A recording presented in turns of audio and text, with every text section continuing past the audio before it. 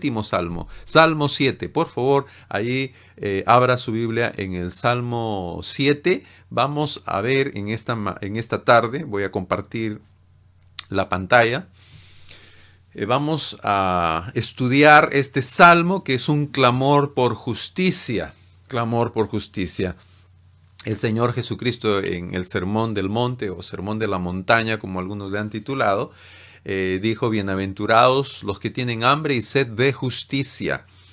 ¿No hemos estado acaso nosotros sedientos de justicia en esta situación, en este contexto, en esta coyuntura mundial? Muchos peruanos, por no decir la gran mayoría del pueblo peruano, ante las cosas que oímos, las cosas que leemos, las cosas de las cuales nos llega la información de actos de corrupción, actos de injusticia, evidentemente eso no podemos nosotros ser indolentes, indiferentes, no podemos nosotros dejar de sentir esa sensación de indignación y se levanta, ¿no?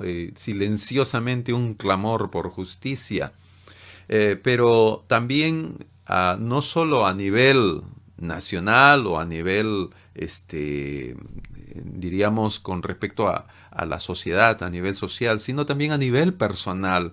¿Cuántas veces usted ha sido objeto de acusaciones falsas? ¿Cuántas veces han pensado mal de nosotros? ¿Cuántas veces nos han tratado de una manera indebida, de una manera incorrecta? ¿Cuántas veces le han acusado falsamente, le han difamado, han murmurado de usted? A lo mejor se levantó un infundio, una infamia, una calumnia contra usted o contra cada uno de nosotros. ¿Y cómo hemos reaccionado ante esa situación? Bueno, podemos reaccionar de varias formas, pero la invitación en esta tarde, a la luz del Salmo 7, es que clamemos por justicia, que nosotros no dejemos de lado el clamor por justicia. El clamor por justicia se hace por medio de la oración, evidentemente. La oración también es el canal que Dios ha provisto para que nosotros podamos buscar, pues, que se haga justicia a nivel personal, pero también basándonos en los principios generales de cómo Dios establece su justicia y juzga, como dice este salmo, justamente. Entonces nosotros podemos descansar confiadamente en Dios, que es el juez justo. Pero la invitación en esta tarde es que la oración también sea la forma como nosotros liberamos nuestro corazón y en realidad nuestro corazón puede estar lleno de esa carga de indignación, pero esa carga de indignación, si se queda encerrada en nuestro corazón, se puede convertir en resentimiento, en amargura, en cólera, ¿no? En fastidio. Y es cierto, podemos nosotros escuchar lo que está pasando en diferentes lugares. Incluso nosotros somos objeto de calumnia, murmuración. ¿Quién no se ha sentido herido cuando se entera que han estado hablando cosas incluso inventadas contra nosotros y reaccionamos indebidamente? En una oportunidad, yo le he contado antes esta anécdota a un pastor conocido de Inglaterra. Carlos Spurgeon, le habían dicho que habían estado murmurando contra él. Alguien se le acercó y le dijo: pastor, han hablado esto, tal y tal y tal cosa de usted. ¡Qué terrible, pastor!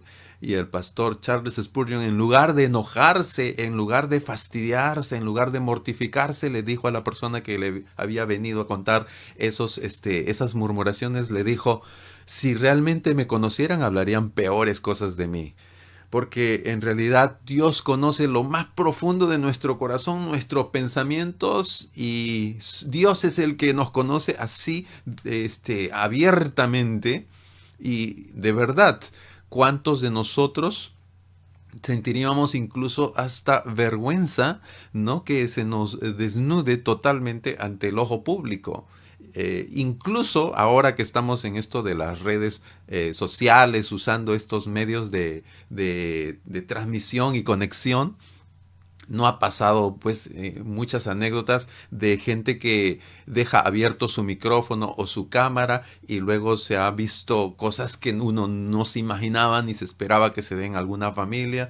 De pronto un padre, una voz de un padre de familia escuchándose a través del micrófono diciendo groserías, palabrotas, ¿no? Que no las diría en el colegio o en la iglesia, y de pronto se nos sale ahí en el Zoom o en alguna otra red social. ¿No le ha pasado a usted esa experiencia de personas que comienzan a hablar de otras personas, pero se olvidaron de que el micrófono estaba encendido? ¿Y cuántas cosas más nos pasan? En realidad, nosotros podemos tener una actitud mejor, ¿no? Pero mucho nos resentimos, nos fastidiamos cuando hablan de nosotros, nos enojamos mucho en lugar de liberarnos de esa carga. Y puede que estén hablando injustamente. Pero en el caso del pastor Charles Spurgeon, él humildemente dice, bueno, en realidad, ¿para qué me voy a enojar si yo soy peor de lo que dicen porque soy un pecador? ¿No? Entonces, pero cuando hablan injustamente, nos acusan, nos quieren hacer daño incluso, entonces uno se siente acorralado, pero como dije, nuestro corazón se puede llenar de resentimiento, de amargura. Eh, Tenemos la tendencia de marcar a las personas. Eh, los jóvenes en mi época decían a alguien con quien habían tenido un tema así de injusticia, de pronto alguien ha hablado mal de otro joven o de otra señorita, entonces ya no tenían buena actitud y decían, es un puente roto. Y yo decía, ¿qué significa puente roto? No lo paso por nada, ¿no? No puedo pasarlo. Así, muchos son puentes rotos para otras personas. En lugar de tener esa actitud de marcar a las personas, más bien acudamos a Dios en oración y clamemos por justicia. Dios quiere que acudamos en oración, como dice aquí, así lo he resumido, la lección de esta tarde. Dios quiere que acudamos en oración a Él, porque libra al inocente y juzga al culpable, pero en todo momento espera el arrepentimiento. Dios quiere que acudamos en oración, porque Él libra al inocente y juzga al culpable. Y esa persona que es impía, culpable, acusadora, maligna, que habla con saña, pues a esa persona también la convoca al arrepentimiento. Queridos hermanos, que Dios nos ayude entonces a acudir a Él en oración, clamando por justicia, clamando a que Él intervenga y de esa manera sacar de nuestros corazones el veneno de la amargura, del resentimiento, y que podamos nosotros tener un corazón en paz, ¿no? Y podemos nosotros, con ese corazón envenenado, y sí, la persona pudo habernos hecho algo malo, pudo haber hablado incorrectamente, pudo habernos acusado falsamente, pero como nosotros no acudimos a Dios en oración, no sacamos eso de nuestro corazón se queda ahí con ese veneno, ¿no? Y a esa persona luego comenzamos a mirarle con el microscopio y le veremos infinidad de defectos y pecados. Mejor es que saquemos y libremos nuestros corazones. Dios utiliza este recurso de la oración. El salmista, hermanos, David, él ha tenido situaciones muy difíciles. Personas que han querido matarle. Su propio hijo, Absalón. La persona que tanto respetaba y apreciaba como Saúl, el padre de su mejor amigo.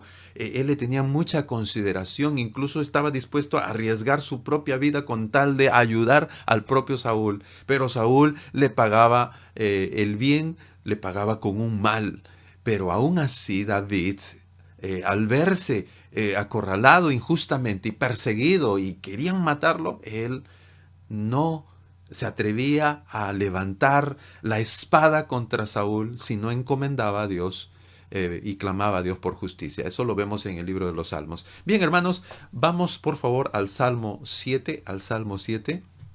En primer lugar, voy a acomodar aquí la imagen para que se pueda apreciar el texto. En primer lugar, en este salmo que nos invita a clamar a Dios en busca de justicia, pues la primera parte de este salmo nos habla acerca de esa oración, esa invocación. Comienza con la invocación pidiendo la intervención de Dios. Hermanos, en este mundo terrenal, Dios ha provisto a las autoridades civiles para comenzar nosotros a acudir ante esas autoridades para resolver casos que tienen que ver con la situación humana, ¿no? Pero muchas veces nosotros somos muy dados a ir al policía, a ir al magistrado, al juez, ¿no es cierto? Tenemos siempre en mente, esto lo vamos a resolver, vamos aquí al Poder Judicial, vamos aquí a esta instancia. Y no digo que no hagamos eso, porque son las vías legales, las vías, diríamos, autorizadas incluso por Dios. Son a través de nuestras autoridades civiles que nosotros procedemos para resolver problemas, por ejemplo, robos, asaltos, etcétera, ¿no? Sin embargo, muchas veces nosotros podemos estar acudiendo a tantas vías y soluciones terrenales y no acudimos a Dios. Para el salmista, la primera persona a la cual acudía para solucionar sus problemas de injusticia, Dios, era Dios. Está en primer lugar. ¿Qué hacemos cuando experimentamos una injusticia? Inmediatamente, casi por reflejo, pensamos, lo denuncio. Voy acá al policía. Voy al juzgado. Voy a la comisaría. Inmediatamente, casi por reflejo. Pero antes que hagamos eso por reflejo, más bien deberíamos acudir a Dios y pedir que Él intervenga.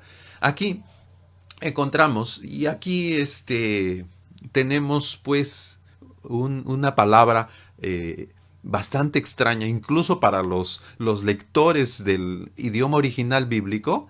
Dice Sigayón, Sigayón de David.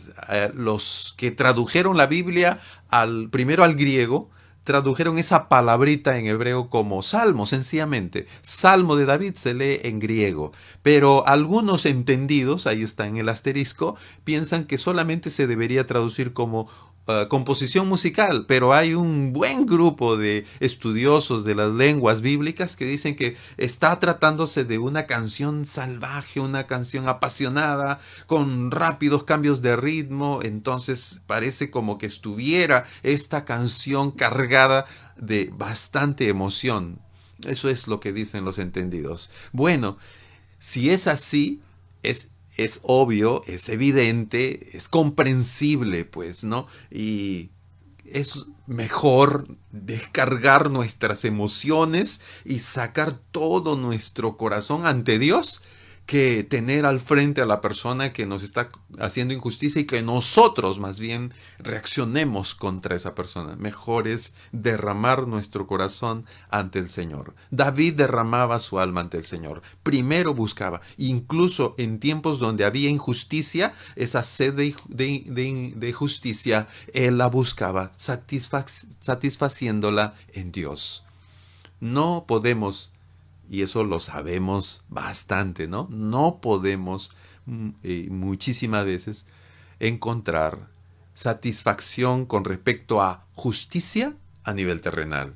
Incluso algunos, cuando pasan por el palacio de justicia, dicen, este no es un palacio de justicia, es un palacio de injusticia. Pero el único palacio donde uno encuentra justicia y continuamente y nunca se equivoca y nunca falla es el palacio divino. El Rey de Reyes y Señor de Señores en su tercer cielo jamás se equivoca. Es un juez justo. Y dice la Escritura aquí que David buscó a Dios, clamó a Dios, buscó primero al Señor. Y dice la Escritura, no se sabe a ciencia cierta quién habrá sido ese Cus, que es hijo de Benjamín. Algunos piensan que es una persona específica dentro de los enviados por el propio rey Saúl para matar a David, para atraparlo, capturarlo, juzgarlo y ejecutarlo, pero no sabemos a ciencia cierta quién haya sido este Cus, hijo de Benjamín, pero es una persona que es un enemigo jurado de David. Sin embargo, David pide al Señor. Miren, dice versículo 1, Jehová, Dios mío, en ti he confiado. Sálvame, dice, sálvame de todos los que me persiguen y líbrame. No sea que desgarren mi alma cual león y me destrocen sin que haya quien me libre. David está sintiéndose como acorralado por una fiera salvaje como ese león, ¿no? ¿Alguna vez usted ha sentido la presencia cercana de algún animal salvaje? Si nosotros nomás cuando vamos por la calle en algún parque y de pronto sueltan un Rottweiler, ¿no? Imagínense, algunos se les eriza la piel. Estuve viendo un video, me enviaron de unos caminantes que estaban en un sendero y se aparece un osesno, como un oso pequeño, pero aunque sea pequeño ese oso es grandote, casi del tamaño de una persona, y se acerca a estas muchachas y se les dice no te muevas, ¿no? Y estaban ellas muertas de miedo, pues imagínense, les podía destrozar, ¿no? Saben, hermanos, David se siente así, es como una fiera salvaje, siente miedo, siente temor, siente angustia, siente desesperación, pero él ¿qué hace? Acude a Dios, acude al Señor. Dios es glorificado cuando uno de pronto lo busca en primer lugar, cuando estamos en problemas y en situaciones de injusticia. Qué triste que Dios sea el último recurso para muchos cristianos. Que cuando ya han agotado con los policías, cuando hayan agotado la causa con algún juez de paz, han ido a todas las instancias, ¿ya qué nos queda? Pues vamos a orar, dicen algunos, ¿no? Qué triste. Pero en cambio David busca primero al Señor. Y Dios es glorificado, ¿no? Es glorificado de esa manera cuando le buscamos primero a Él. Y no significa no usar los demás medios legales cuando hay situaciones que necesitamos resolver. Lo que quiere decir aquí la palabra de Dios es que ¿en qué lugar está Dios cuando nosotros estamos anhelando justicia? ¿En qué punto de nuestra búsqueda de justicia acudimos a Dios? Pues David acude primero a Dios. ¿Por qué es glorificado a Dios? Porque cuando uno clama a Dios por justicia, uno está cifrando su confianza en Dios, está poniendo en práctica su confianza en Dios. Hermanos, ¿de qué sirve decir que somos creyentes y cuando se trata de problemas de injusticias no acudimos a Dios, ¿no? Y aquí David demuestra su confianza en Dios. Dios es glorificado cuando nosotros, en medio de las injusticias, ponemos nuestra confianza y nuestra causa se la encomendamos al Señor como lo hace David. Qué lindo, qué hermoso es, ¿no? Incluso nosotros como padres de familia nos sentimos pues incluso halagados, nos sentimos honrados cuando nuestros hijos nos buscan a nosotros, ¿no? Papá, te necesito, mamá, te necesito, acude a nosotros. Qué hermoso es ver ese cuadro cuando somos necesitados. Pues Dios, Él escucha la oración de alguien que dice, Señor, sálvame, porque está demostrando, yo confío en ti. ¿A quién voy a acudir, Señor? En este mundo, en realidad, justicia real no encontramos, pero Señor, en ti sí. Qué hermoso, eso le glorifica, le agrada, y Dios se goza en que le veamos como la fuente de la justicia. No sea que desgarren mi alma cual león y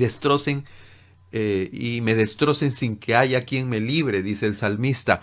En la antigüedad uno de los predicadores más fantásticos que ha habido en la historia cristiana, Juan Crisóstomo, él veía aquí que no solo está refiriéndose el salmista a un acusador como es en este caso Cus, el hijo de Benjamín, sino que detrás de ese acusador está justamente el león, que en el Nuevo Testamento está simbolizando a Satanás. Está usando una metáfora el Nuevo Testamento. Y cierto es, Satanás es nuestro acusador, pero el Señor es el que obra con justicia. Oración pidiendo la intervención de Dios. A continuación, el salmista nos informa y nos dice a todos nosotros, y él mismo presenta su caso. Bien, aquí una aclaración. El lenguaje que emplea el salmista en todo este salmo es un lenguaje que se usaba en las cortes, en los procesos judiciales. Uno puede leer el libro de Deuteronomio, capítulo 17, y los verbos, el lenguaje que se usa en ese capítulo es el mismo lenguaje que se usa aquí en el Salmo 7. Deuteronomio 17 habla del juez, de la inocencia, de la culpabilidad, de aclarar la integridad, de defenderse, de acusar, en fin, nos habla el mismo lenguaje. Cuando aquí encontremos también el levantarse, el pararse, el sentarse, todas esas expresiones tienen que ver con las acciones del juez. El juez se levantaba, el juez se sentaba ya para dar su veredicto. Todas esas expresiones las encontramos en este salmo porque está hablando de un proceso judicial. El salmista está buscando justicia y él ahora le toca defenderse. Están acusándole, pero delante de Dios él puede defenderse. Recuerdo cuando el apóstol Pablo era acusado también y él utiliza expresiones similares también. Él dice, yo sirvo a Dios con limpia conciencia. Es decir, la gente puede estar acusando, pero cuando uno hace las cosas rectamente delante de Dios, uno puede decir, Señor, júzgame, porque tú sabes si yo he actuado con limpia conciencia. Pues en este caso el salmista está diciendo, bueno, están persiguiéndome injustamente, exactamente pues, ¿no? Si se trata de la escena de Saúl persiguiéndolo, David no había cometido ningún crimen contra Saúl, ni siquiera había levantado su mano contra el rey, ni le había insultado. El único delito de David era que Dios le había escogido a él y había rechazado a Saúl.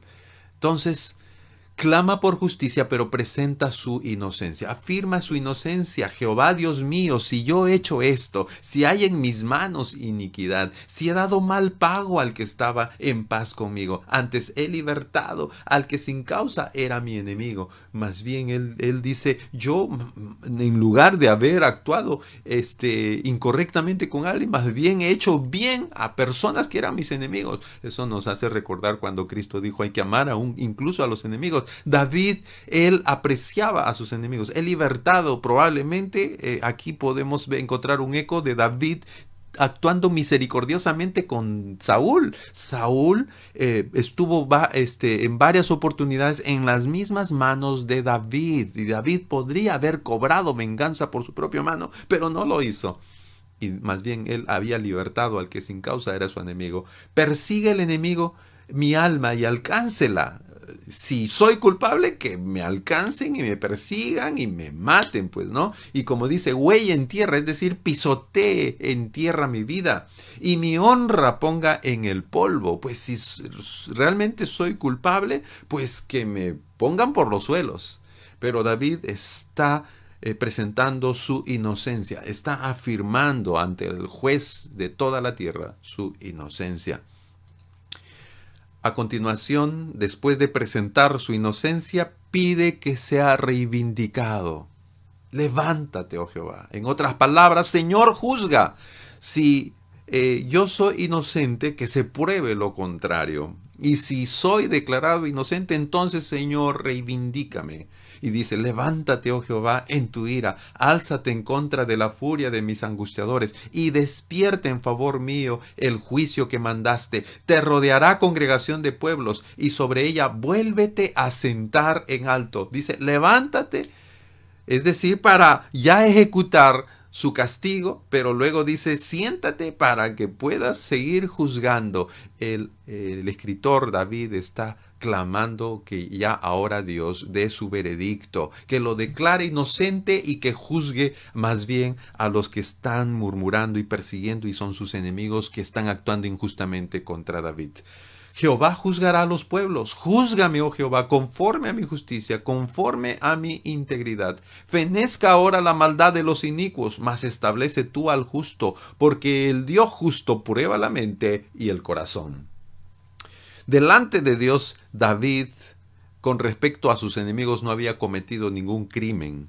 Y entonces David confiadamente pide que Dios intervenga y que Dios juzgue y que Dios no solo juzgue aquí a Cus, el hijo de Benjamín. Cus, el hijo de Benjamín, no es en realidad el blanco de todo, sino como dice aquí, juzga a todas las naciones. Dice, Jehová juzgará a todos los pueblos, a los pueblos. Dice versículo 9, fenezca ahora la maldad de los inicuos, mas establece tú al justo. Prueba, porque el Dios justo prueba la mente y el corazón. Está hablando ya David de un principio general. Él pide justicia porque Dios es justo con todos. No se trata solo de David, sino del principio universal de la justicia divina. Ahora, sabemos que si David había sido justo delante de Dios, sabemos por qué razón David es justo delante de Dios. Cuando usted lee aquí de David hablando de su integridad, de su justicia, usted puede reaccionar como alguien podría reaccionar viendo este video diciendo, David, justo, por favor, no estamos hablando acaso del que se metió con la esposa de Urías, aquel que cometió adulterio, no estamos hablando aquel que lo puso en primera línea, no estamos hablando de aquel padre flexible que de pronto Amón, su hijo, cometió incesto con su media hermana, la hermana de Absalón. No es ese padre tolerante y que no actuó firmemente contra esa situación. No es ese David que tuvo varias mujeres. Entonces uno se puede quedar sorprendido. Ese David hablando de integridad, de justicia. Pues la justicia de David no estaba basada en que era una persona perfecta. ¿En qué se basaba la justicia de David? Sencillamente regresemos al versículo 1. El versículo 1 establece la base de la justicia de David. Y más abajo, vamos a ver, más abajo, lo que Dios espera de toda persona. Pero el versículo 1 dice, Jehová Dios mío, en ti he confiado. La única manera en que David es visto justo por Dios es sencillamente mediante la fe. Si David, si bien es cierto, él caminó no rectamente en varios capítulos de su vida, sin embargo, nunca podemos nosotros negar que David, incluso cuando es confrontado por el profeta Natán delante de Dios, pues David mismo reacciona ante eso. Miren lo que dice el versículo 7 o el versículo 9 dice, fenezca ahora la maldad de los inicuos, mas establece tú al justo, porque el Dios justo prueba la mente y el corazón. Mi escudo está en Dios, que salva a los rectos de corazón. Dios es juez justo y Dios está airado contra el impío todos los días. Y ahí dice el versículo 12, si no se arrepiente, él afilará su espada. Ahí está la clave. David había sido una persona de fe y una persona que cuando fue confrontada con su pecado se arrepintió y cambió su conducta, cambió su vida. Hermanos queridos, David puede decir, Señor, júzgame yo soy justo no porque David en realidad había sido una persona perfecta, sino porque delante de Dios él ahora vivía por fe y siguió el camino del arrepentimiento. Ahora, Dios conoce el corazón, prueba la mente y el corazón. Pero ahora concluye este hermoso salmo, un salmo que es liberador, hablando de cómo es la justicia divina. Miren, detengámonos en el versículo 10, dice, mi escudo está en Dios, que salva a los rectos de corazón. Como habíamos dicho, al inicio Dios libra del castigo al inocente, Dios justifica al inocente, pero Dios juzga al culpable, pero aún a pesar de que haya culpables, Dios espera el arrepentimiento de aquellos que están alejados de Él. Dice la Escritura, mi escudo está en Dios, que salva a los rectos de corazón. ¿Quién es la persona recta de corazón? ¿Habrá alguno? ¿No hay justo ni aún uno? ¿No dice acaso la Biblia? Pues vamos a ver que en realidad también este salmo se proyecta a una persona de la cual siempre hablamos a través de toda la Biblia. Ya usted sabe de quién hablamos, Jesucristo. ¿Quién es la persona que podía decir de verdad, Señor, tú conoces mi justicia, Señor, tú conoces mi integridad, Señor, yo soy recto de corazón? El único que califica es Jesucristo. Dice aquí la Escritura, mi escudo está en Dios, que salva a los rectos de corazón. Dios es juez justo y Dios está airado contra el impío todos los días. En otras palabras, Dios está juzgando la impiedad todos los días. Sin embargo, gracias a Dios que no solo está el versículo 11, porque hay algunos que se asustan. Dios está airado, enojado con el injusto todos los días. Pues sí, no nos gustaría que haya en la Biblia versículos como Juan 3:36, que la ira de Dios está todos los días contra aquellos que rechazan a Jesucristo, o como dice Romanos 1:18, que la ira de Dios se revela desde el cielo contra toda impiedad e injusticia de los hombres, o como dice ahí el Salmo, Romanos 2:5, que va a haber un día en que se manifieste la ira de Dios, o como está en el libro de Apocalipsis, las copas de la ira de Dios. No nos gusta hablar de la ira de Dios, pero gracias a Dios que la Biblia no solo habla de la ira de Dios, sino también habla del Dios misericordioso que aguarda que el pecador se arrepienta. Eso es lo que dice el versículo 12. No nos quedemos solo con el versículo 11. Mire el versículo 12. Dice, si no se arrepiente. ¿Eso qué quiere decir? Que Dios está guardando el arrepentimiento del impío. Dice la Escritura que hay gozo en el cielo cuando un pecador se arrepiente. De pronto el Dios airado, del cual la Biblia no niega y habla, ese Dios de pronto estalla en júbilo cuando un pecador se arrepiente, cuando una persona que vive en la impiedad se arrepiente. No dice cuando un pecador o cuando un impío ya vive de una manera perfecta, sino cuando se arrepiente. Y dice la Escritura que si no se arrepiente, él afilará su espada, armado tiene ya su arco y lo ha preparado. Asimismo ha preparado armas de muerte y ha labrado saetas ardientes, es decir, aquellas flechas encendidas con fuego para aniquilar a los impíos.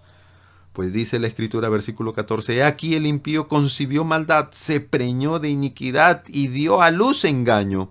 Casi escuchamos el eco de estos versículos en el libro de Santiago cuando habla acerca de la tentación que finalmente da a luz el pecado. Ilustra la maldad en el corazón humano como el embarazo y finalmente el nacimiento del engaño.